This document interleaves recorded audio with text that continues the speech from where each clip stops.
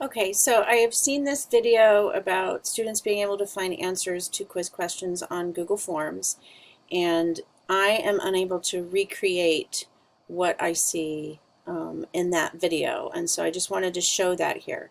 So perhaps Google has corrected the mistake, or perhaps I am not doing it correctly. So this is a quiz I made.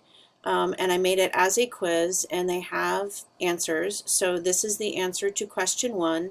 And what's important is that in her example, only option A was the answer. So I made a question 2 where option C, or the third answer, is the correct response. So it's just a silly 2 question.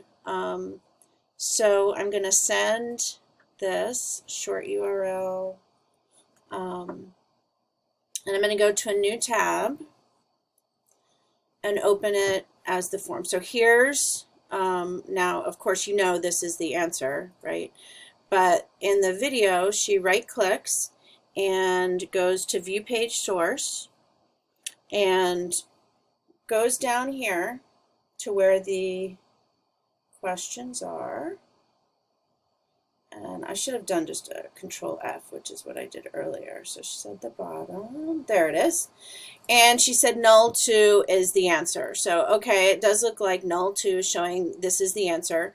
But if you look for question 2, so this is question 1, there's the null 2, and it looks like this is the answer is there. But for question 2, where the answer was down here, it's still saying null 2 up here with option A. So there really is no distinction between the 4 responses. So if someone else finds something different in this file, but I think it's a lot more work to be making something into a quiz and then not and then back again.